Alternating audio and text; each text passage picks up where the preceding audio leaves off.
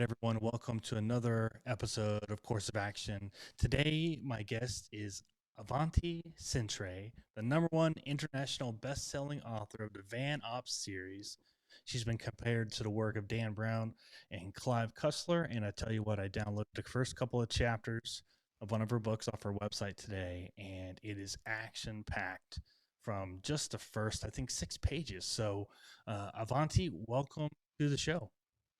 Thanks, Jeff. I'm really happy to be here, and you've got a fantastic podcast, so I Oh, thank appreciate you. being here. Yeah. Yeah, appreciate that very much. And I have to say, although until recently I haven't heard of you, but now I put the books on my to-do list and my wish list on Amazon because I was like, oh wow, these are awesome sounding books. Tomb Raider meets Da Vinci Code with tons of action, and of course, like I said, I downloaded the first couple of chapters off the website today, and I was like, okay, it's absolutely number one international best-selling for a reason. I see it.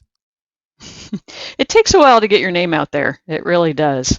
Um, but yeah, I think I've been getting tons of positive feedback. I've won a surprising amount of literary awards. I think I'm up to 9 now, and just humbled by that. And just recently had a sale with the Doomsday Medallion, and it broke the top 100 in Canada and Australia for the first time. And almost hit the top 100 in Kindle. Also broke the top 100 in Barnes and Noble. So I'm just overwhelmed by the fan support, and just appreciate everybody who enjoys my work. That's awesome. And to be mentioned in the same company as Dan Brown and Clive Cussler is amazing. Just on its own is a huge compliment. It really is. Those guys have been around, Clive, may his soul rest in peace. But yeah, it honors me to be mentioned with those guys, and James Rollins and Steve Berry as well, who were both kind enough to blurb The Lost Power. It's one of those, pinch yourself, dreams come true kind of thing to have your work compared to pillars of the genre. Yeah, absolutely. So your books have been described as Tomb Raider meets the Da Vinci Code with intrigue, history, science, mystery, and of course pulse pounding action all in one. But you weren't always just a writer. You didn't have that niche quite down yet. You at one point were in Silicon Valley, correct? I was an executive for Hewlett Packard for a number of years, and yeah, no, it was one of those things. I'm one of those writers that always wanted to write. I remember learning to read when I was super young and thinking, oh my gosh, these authors are my heroes and the characters were my best friends, and I'd go down to the bookmobile and return with just stacks of books every week, and just knew I wanted to be a writer. But when I was in high school thinking about what am I going to go to college for, there was a lot of family discussion about pursuing something a little more practical. And I was always good at science and math, and computers were just starting to become popular. And so I attended one of the first computer programs at Purdue University, and have over 20 years doing a lot of different IT types of things. Um, but I had the opportunity to travel when I was in my 20s, and was, thinking, oh my gosh, I just really want to write. And I remember, having a sketchbook, and had the backpack, and we were tromping all over the place. And I remember, sitting on some beaches thinking, okay, I really want to write, but I didn't have the story, Mhm.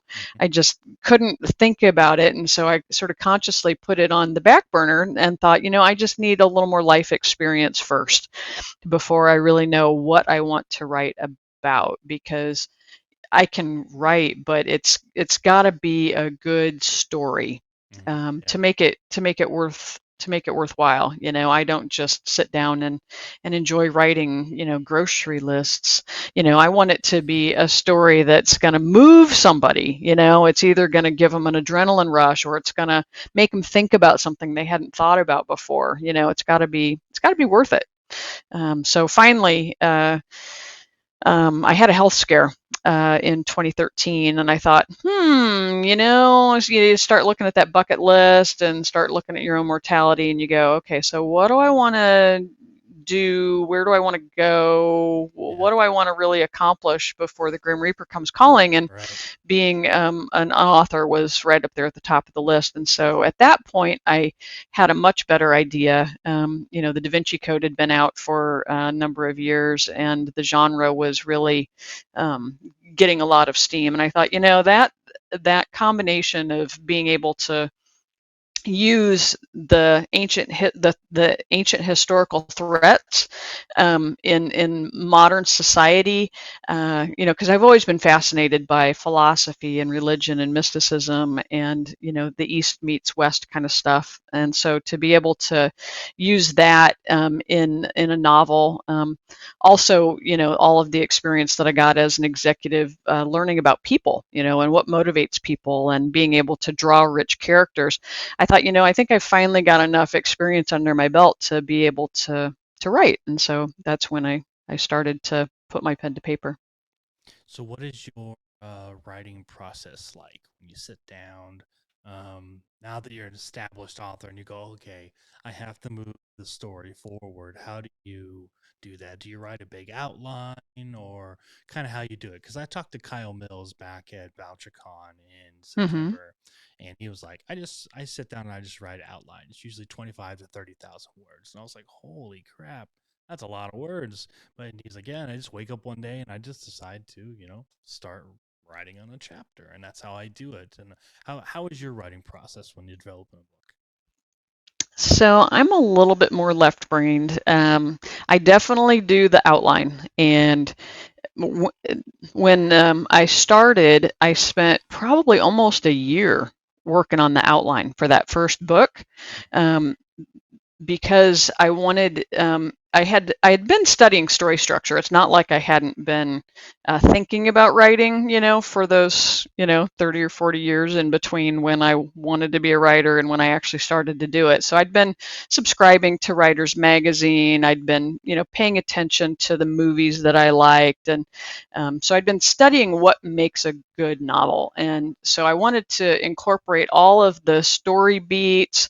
I wanted to, make sure that my characters were well developed. So I had, full character backstories, and put all that in an outline. And then I started getting some feedback. So I reached out to a couple of different editors and said, hey, here's my story. What do you think? And they said, oh, you know what? That's an awful lot like this one. Maybe you should, consider, changing this or that or the other thing. And I was like, oh, I had never even seen that thing, but okay, I don't want it to be just like that. So I made, some significant changes. And then once I have an outline that's pretty well baked and I've sat with it for a while, then I start writing, and I do about a chapter a day, because even though there's been a lot of research at the outline level, there's still research that happens at the chapter level. So if it's a place that I visited 30 years ago, but I haven't been to since, and the story takes place in present time, I need to do some research on that particular place. Um, or, maybe like the Lost Power opens with a sniper who's, got a gun. So I've never been a sniper, so I've got to learn about, all right, what kind of gun might he have? What kind of weapon might he have had back in Russia? What are the different adjustments that he's going to need to make, as he's lining up his shot? So there's research in most of the chapters that I write. So I try to do one chapter at a time, maybe two. Recently, since I've done a number of these, I've found that if I can because I like to do different points of view. I have a number of characters in the Vanops series. I've got Maddie Marshall and her twin brother Will, and a former Marine. Those are the three main protagonists, and then I've got different antagonists, and sometimes we get their point of view as well, because it ups the suspense if you know what the bad guys are thinking. Um, And so I get into their points of view, and then I find I can maybe write 2 or 3 chapters at a time, or really get on a roll, because I'm in that character's perspective, and I know what they know, from what happened before. So that's one of the things I've been doing a little bit differently, as I proceed with my writing experience. So let's talk about research because I know a lot of guys. I'm a veteran. I know a lot of guys that are former military and veterans, and that's where a lot of the research comes into play. Combat experience, experience with three-letter agencies, and things like Hmm. that.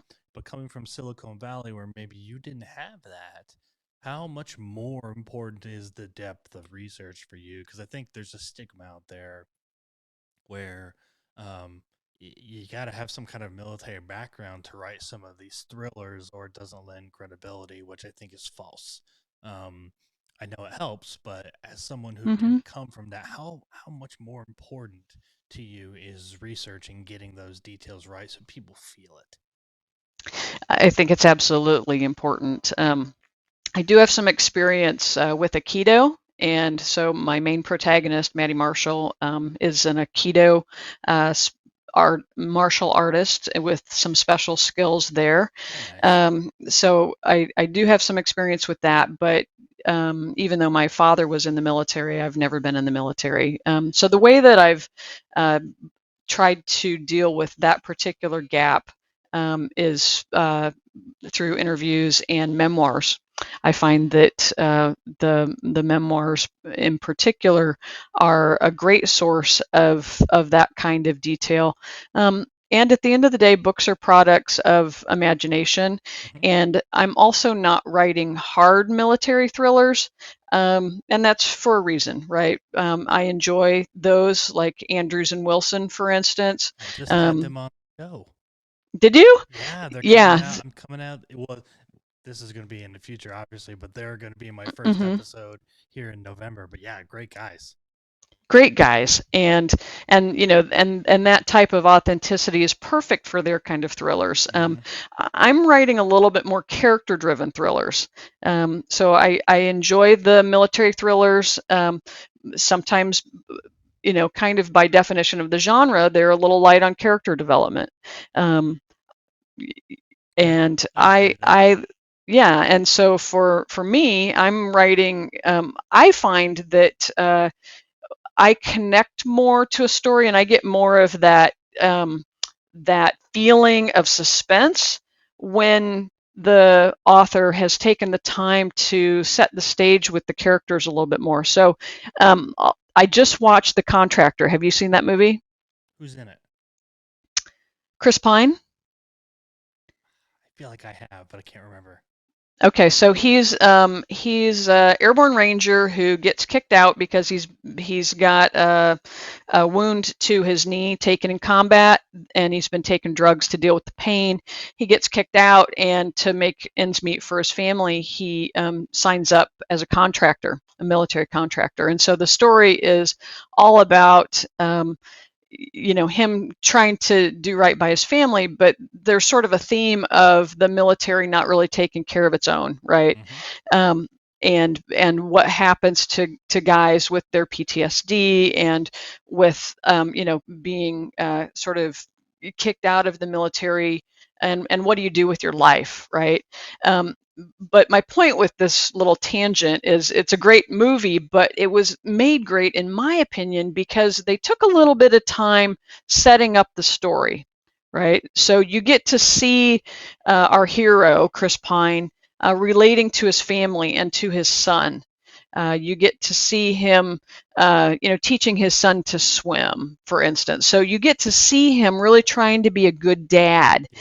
And and for me, when he then is in danger, right, in the great shootout scenes, um, I care more about him. Right. Because you're like, oh, what about the kid? Right? What about his kid? Ah, yeah. So I like to have, and it's a balance, right? And every author does that balance of character growth and action Hmm. in this genre a little bit differently, and I think that's what makes us all unique, is how much we we bring to that, and different readers, respond to that differently, right? Hmm. Some readers want more action, and some readers want more character growth, and so, I'm always kind of trying to find that balance of getting the reader to care for the character, making sure the character is fleshed out. But I'm one of those people that was an adrenaline junkie when I was younger, and I think that helps bring some authenticity to the books as well, right? Um, Yeah, for sure. and and and so, I just love writing action scenes for whatever reason. I have low blood pressure or whatever, but I like to feel it. I like to feel that tension and that excitement, and get that little adrenaline rush from the story I'm writing. Do you ever go out there and do any like hands-on training with some of the things and try to get a little more uh into the action? Not that long ago, yes, I took a handgun class at our local range, just to get a little more, hands-on. My father had taught me to shoot when I was young, as well as, shooting a bow and arrow Hmm. and the like. And, I was a pretty good shot, but I thought, that's been a long time. And, it'd be interesting to go out and check out, the difference between the pistols and the semi-automatics and like Yeah. that. Yeah. Yeah, and it's I've been around firearms my entire life, and of course I was in the military, but um there's nothing different than when your heart is pumping and you're trying to put, you know, that red dot on the target, trying to go through breathing and remember, all your little mechanicals and text and the technique, and trying to remember all that. And it's so important to, like, I've been writing a series of novels. It's not published yet, Mm-hmm. but I feel like I tend to go back and try to put those little things into it. um, Mm-hmm. Whether you feel the groove on the slide of the pistol where your thumb is, and that's how you remember your anchor point, or the Mm, trigger pull, or how the steel feels, the cold blue steel and things like that. I think mhm. lend just as much to the action, because you're kind of getting there in the moment. It's easy to say, so and so picked up the pistol and aimed it at the bad guy. It's Right. okay. But when you really get into it, like, she could feel the weight. She knew approximately Mhm. there's approximately 11 rounds in there because she'd been familiar with firearms before. That just tells you, oh, she's so familiar she can determine how many bullets are in a handgun because she's been so familiar with it. And it lends so much depth of backstory in just like one sentence. So Right. it Yeah. does a lot. And I look, for me as a reader, I look for Mhm. details like that, because that Mhm. tells me a lot about the author and a lot about the character. And I know some people who will go out there and they'll say, well, they made up some agency that doesn't even exist for this book. And I'm like, well, yeah, Mhm. it's fiction, man. I Yeah. mean, it's okay to do that. It's Right. supposed to be entertaining. So look at the big points. Did the author really do the research? Do they have stuff like that in the characters? Because that speaks a lot, I think. Mhm. Mhm. Yeah. Yeah. And I did make up an agency for the Vanops series. Vanops is a fictional agency, but some of the background is based on a lot of things that the CIA did in the 70s. I've got Very cool. yeah, a little bit of um, a thread of some of the experiments. So, we talked a little bit earlier about some of the stuff that's fascinated me. So, the CIA in the 70s was running experiments on remote killing, Hmm. psychic spying, stuff like Yeah. that, and things science can't explain. And that's what Vanops is all about. They're out there trying to stop obscure threats. So the first book is about Alexander the Great's mysterious Egyptian weapon. My thought was, well, did the guy conquer, the known world on his own, or could he have had some, funky weapon, that was, made partially from a meteorite? Uh, so my work is definitely not, classic shoot 'em up bang bang, but it veers off into that Tomb Raider, Indiana Jones, kind of speculative fiction. Um, the Which is third very book, cool. Yeah, so it's intended to be fun, right?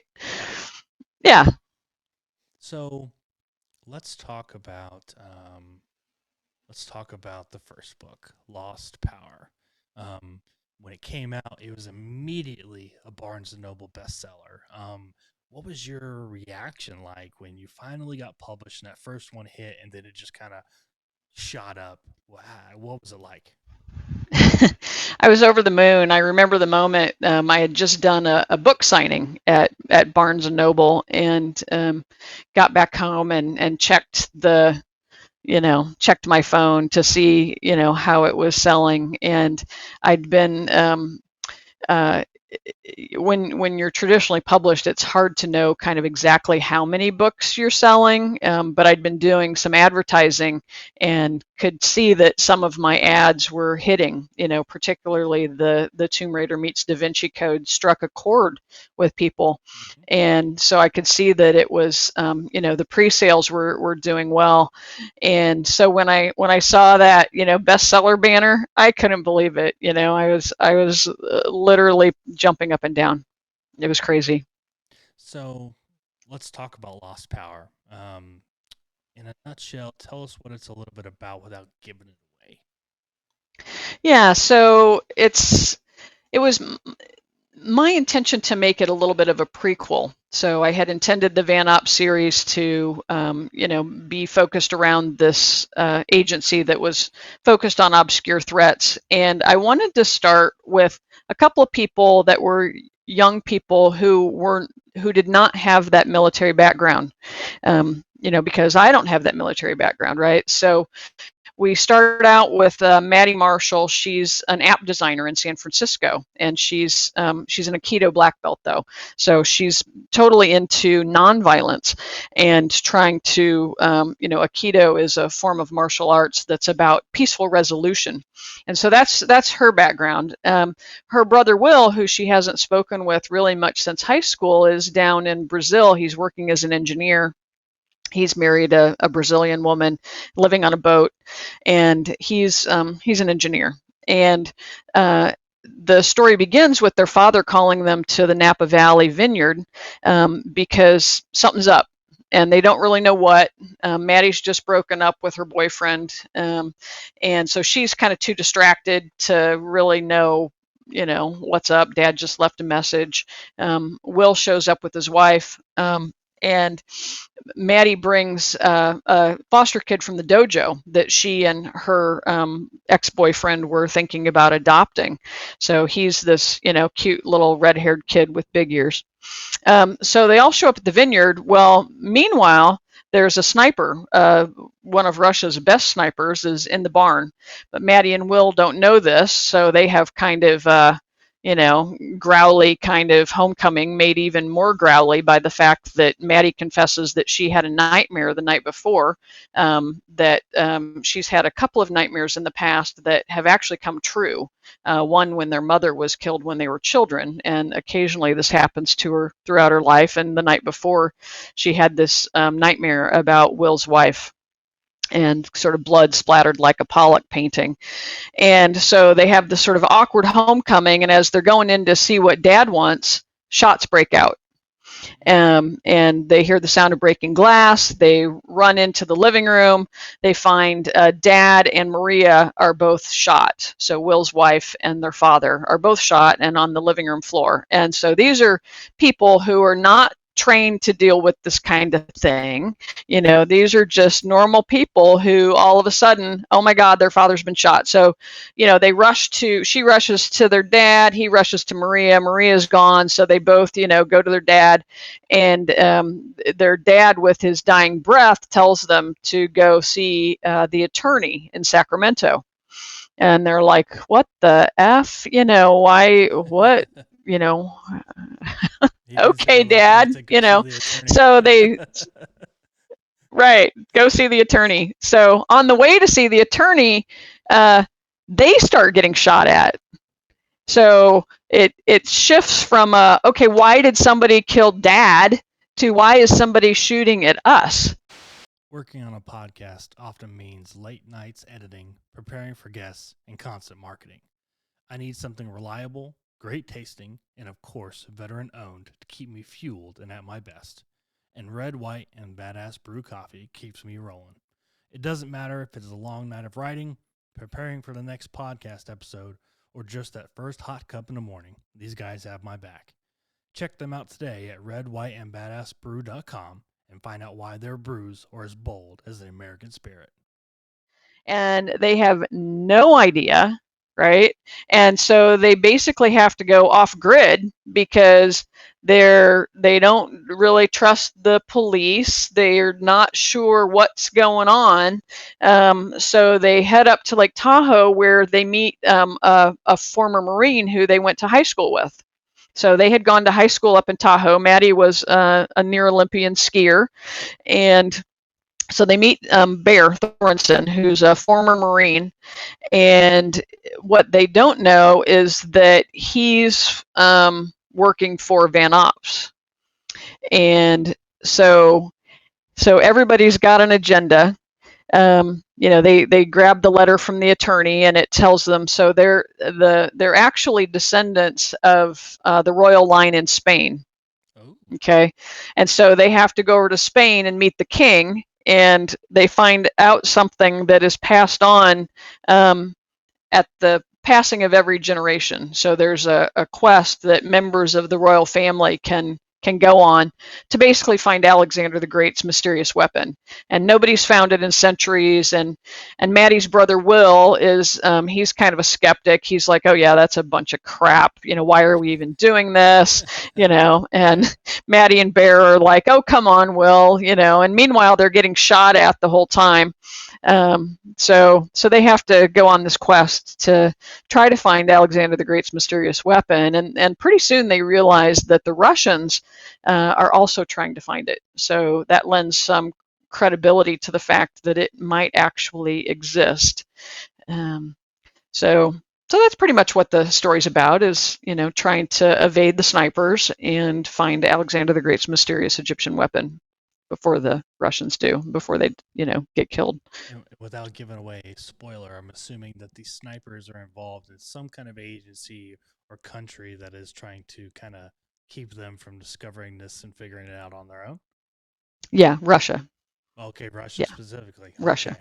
Yes. Okay. Yes. Nothing like being hunted by the Russians.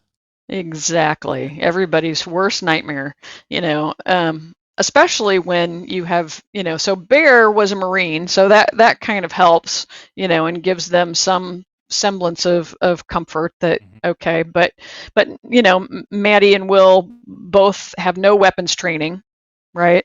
So Bear tries to get Will to learn to, shoot, throw knives, use something. Yeah. And Will's like, I'm an engineer, I use my brain. And Bear's like, okay, but, right now we're being hunted by Russians, so it would be good for you to learn something else. So, he tries to teach them both to, use weapons, and Will eventually figures out he finds he has sort of a penchant for knives. Maddie, meanwhile, so there's a little bit of an underlying theme about, violence and nonviolence in the first book, because Maddie's coming from this background of, Aikido, and has a little bit of a Pollyanna sort of, well, can't we all get along kind of thing, Not when the Russians are shooting at you. No. No, exactly. So she's got to kind of work through that a little bit. Yeah. Very cool. So it blows up. Immediate Barnes & Noble bestseller. You win some awards, and then Solstice Shadows, the second book in the Vanops series, comes out, wins more awards, and then are you thinking, all right, I'm 2 for 2. This is awesome. What is kind of going through your head when you're like, I have a successful series on my hands? So I think it's, the second book carried right off of the first book. In some ways it was a sequel. Some of the things they find at the end of the first book, they have and are keeping safe. And, meanwhile, the Vanops director has talked Maddie into joining Vanops, and Will both. So now they're, fledgling, covert operatives, right? And so they, so the second story kind of takes off from there. So the second story was kind of easy for me to write. And then I was like, oh, geez, okay, so now what? Because you can kind of only take that so far. So it took me a minute to kind of get my head around where I wanted the series to go with the third book.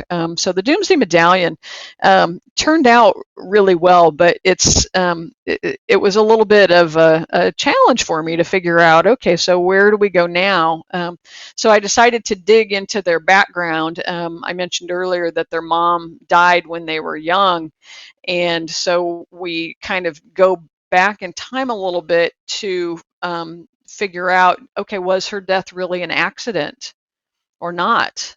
So we find out some of the origins of Vanops and what was going on at the time. And it turns out that mom was actually working for the CIA before Vanops was created, and she was trying to find, so she was working at that time when the CIA was doing LSD experiments, when they were doing remote viewing experiments, when they were doing remote killing experiments. And so the kind of big speculative leap in the third book is, well, what if somebody came up with some new information about how Nostradamus told the future? And what kind of military advance would that be if you knew what the military was going to do, right? Like if you knew about drones before drones were drones. Yeah, or even, so where we take the third book is Taiwan and China. Okay, so gosh, that's not in the news at all. So the way the third book starts is we have a young girl. She's a 16-year-old girl in France who is the descendant of Nostradamus, and she predicts that China invades an outlying island. Oh, wow. Oh, wow, right? So everybody's like, okay, how did she do that? Yeah. Nobody knew, it wasn't part of the American military, intel, no comms, no nothing. Nobody knew about it. So the Vanops director's like, holy crap, the 16-year-old girl just predicted this, military invasion, and is China going to invade the actual island of Taiwan next? What are they going to do? We don't want to get pulled into that. We need to know what their next move is. And so Will, Maddie, and Bear get tasked with, finding the 16-year-old girl and seeing how she was able to do this. And so by the time they get to France, she's missing, kidnapped, and so they have to find her, and then they have to follow some cryptic clues from Nostradamus to track down his formula for how he was able to tell the future. So that one turned out to be a lot of fun. Sounds fun. Now, do you ever go travel to some of these locations that you wrote about? I traveled a lot more when I was younger. So like a lot of the places in Solstice Shadows, the Lost Power, and the Doomsday Medallion I've been to. A lot of those books are taking place either in Central America or Europe, places that I had the opportunity to see on some of my earlier travels. So when I have the opportunity, absolutely, I go. But I don't think, because I do so many different locations in my books, I don't usually just set a book in Paris. Right. So like the Doomsday Medallion has settings in, the south of France. There's one of the longest action scenes I've written to date takes place in the south of France, near places that I did actually get to go see. Monaco and Nice and some of those, Marseille, the port towns right along the southern Mediterranean. So it's kind of funny. I didn't intend to have this action scene be quite as long as it was, but it ended up being like, I don't know, 5 or 6 chapters of the protagonist versus the antagonists. So that was a lot of fun, and so that was, because I had been there, I was able to do some research again on what's it like today, what is Marseille like today, and be able to pull in those authentic details. So I find that my traveling expertise really helps with the globe trotting aspects. Just like you were talking about the heavy military thrillers, bring in a lot of those details about weapons, for instance. So my books bring in a lot more details about places and people and some of the action that's happening like that. So the third book, Doomsday Medallion, came out in March of 2022, correct? Yes. So not quite a year old. By the time everybody listens to this episode, Cleopatra's Vendetta, which is not a Van Ops story, right? Right. It's a Yeah. standalone. It's so somewhere along the way, I decided I wanted to branch out a little bit, um, and write a thriller that didn't have some of that more um, uh, I don't know, the so some of that more east meets west kind of, this, I don't want to say supernatural, but the metaphysical, perhaps. Mm-hmm.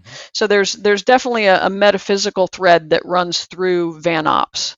Um, you know, um, there's the Alexander's weapon, which is able to be used by using Maddie's martial arts skills, Mm-hmm. right? So because Maddie has these special martial arts skills, she's eventually able to use the weapon.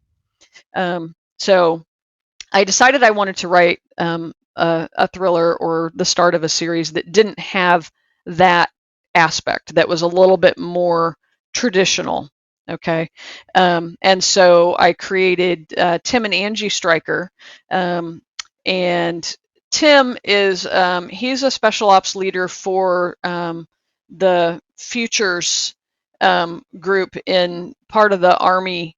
Um, uh, Futures group that's focused on futuristic threats. Mm-hmm. So he's a special ops leader, and his team is made up of a bunch of misfits that the sort of pre 9/11 the military wouldn't have taken, and probably still wouldn't today.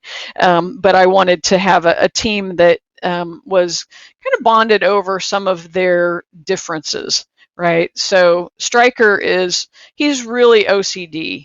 Um, his father killed his mother when he was young, and he's developed a pretty strong sense of OCD. He's got a fellow, his best friend Ray, who's dealing with PTSD and has really strong smells, and kind of an acute sense of hearing. Um, they've got a charming additional member of their team named Samantha, or Sam, and she's sort of an overt bisexual woman who can charm anybody, right? So they all have kind of these aspects to themselves that are just a little bit misfit, right? Okay. They're just a little bit off the norm. Samantha is sisters with Stryker's wife, Angie. So Angie runs a biofuels company. She's a CEO. She's a self-made woman, and runs a biofuels company that has contracts with the Army and Futures Command. And their infant son passed away about a year before the story starts.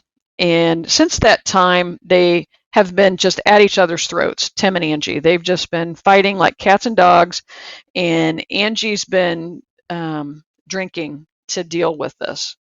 So she's drinking too much, in Stryker's opinion. And so that's a big bone of contention between the two of them.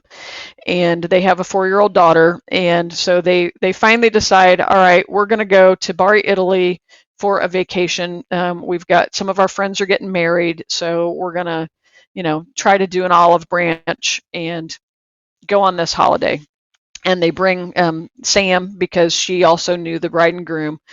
And they get over there, and the story actually opens when Stryker and Ray are in Saudi Arabia because they got pulled off of the family vacation. There's been a bunch of assassinations that are happening around the world. These global leaders are getting picked off like hillbilly tin cans, you know, poop, poop, poop, poop, poop, just getting, knocked off, and nobody knows why. All these leaders are getting kicked off. So Stryker gets pulled off of his vacation. He's guarding the prince of one of the princes in Saudi Arabia, and that prince gets assassinated at the end of the first chapter.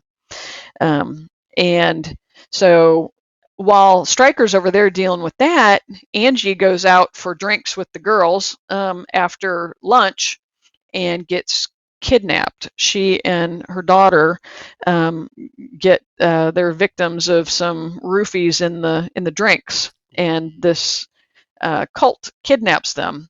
Sam did not go out to lunch. She's a gambler also, so she was out, throwing some dice and or playing some cards. So now Stryker's he gets assigned to his leadership says, all right, well, you can go try to figure out the kidnapping because it's your wife. And so he's trying to track her down, and they're still trying to figure out why all these world leaders are getting assassinated, and pretty soon they figure out that there's a relationship between the two things. And part of what's going on is the cult that kidnapped them traces their lineage all the way back to before the time of Cleopatra. And Octavian, who was Cleopatra's mortal enemy, was the leader of the cult at the time. And so Cleopatra hid some treasure, and with that, she hid the location of the cult. And the cult has been on the same island for 2,000 years. The son of the cult leader has been trying to get the leader to move, but he's like, no, look, we've been here for 2,000 years. Nobody knows where we're at. We're safe. Moving would be a pain.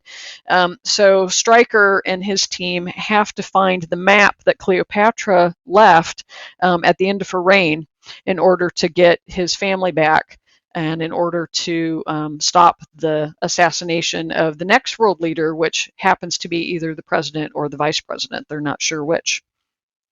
So kind of an interesting, combination of, there's still some Dan Brown stuff in there, but also some like Mission Impossible, a little bit of, Taken, and perhaps some Tomb Raider in there as well. So yeah, that one was a lot of fun. So what's next? What's we gonna get another Vanops book in 2023, or what's the next plan? That is a great question. I've been working on one of those stories that my subconscious wants me to write, but my marketing brain doesn't want to write because it doesn't align with either of these series, and it's more of a domestic thriller, and kind of more a heist novel.